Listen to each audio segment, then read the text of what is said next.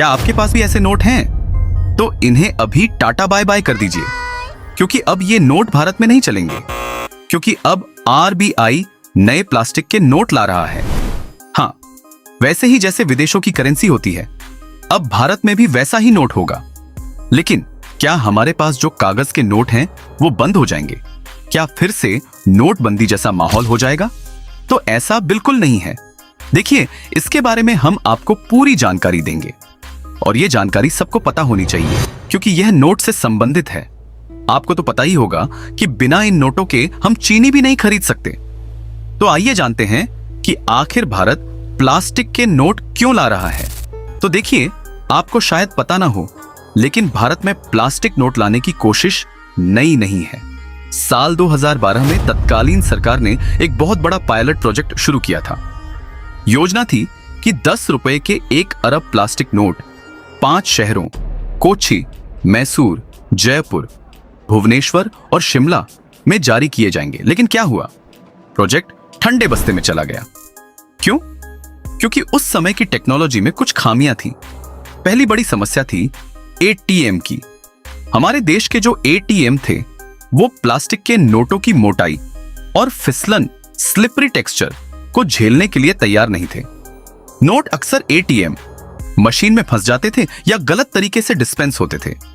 इसके अलावा भारत की गर्मी और नमी के कारण उन प्लास्टिक नोट्स के लंबे समय तक टिकने पर भी सवाल उठे थे।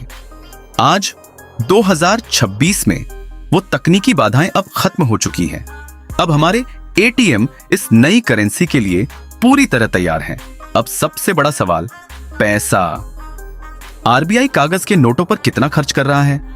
साल 2024 से 25 के आंकड़ों को देखें तो आरबीआई ने कागज के नोट छापने में 6,372 करोड़ रुपए खर्च किए, जो उससे पिछले साल 5,101 करोड़ के मुकाबले काफी ज्यादा है। और सबसे बड़ी समस्या है गंदे नोट। हर साल करोड़ों की तादाद में नोट बेकार होकर नष्ट कर दिए जाते हैं।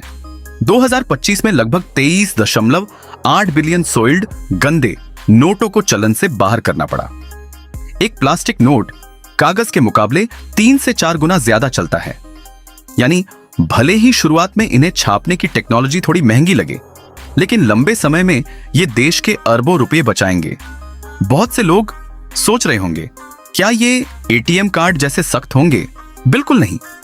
ये पॉलीमर से बने होते हैं। ये बहुत ही लचीले, फ्लेक्सिबल ही होते हैं। आप इन्हें मोड़ सकते हैं, अपनी जेब में रख सकते हैं, और सबसे खास बात, ये वाटरप्रूफ हैं। अगर ये गलती से वॉशिंग मशीन में धुल गए तो ये खराब नहीं होंगे। इसमें एक सी थ्रू विंडो, देखने वाली खिड़की होती है, और ऐसे होलोग्राम्स होते हैं जिन्हें कोई नकली नोट बनाने वाला कॉपी नहीं कर सकता।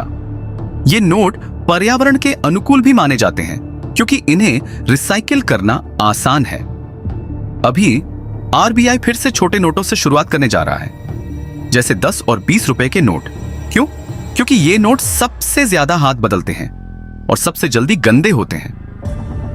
अगर पायलट प्रोजेक्ट सफल रहा तो धीरे धीरे हम 100, 200 और 500 के नोट भी प्लास्टिक में देख सकते हैं। ये डिजिटल पेमेंट के दौर में कैश को स्मार्ट बनाने का तरीका है। तो क्या आपको लगता है कि भारत के लिए प्लास्टिक नोट एक गेम चेंजर साबित होंगे? क्या आप तैयार हैं अपनी जेब में प्लास्टिक के नोट रखने के लिए?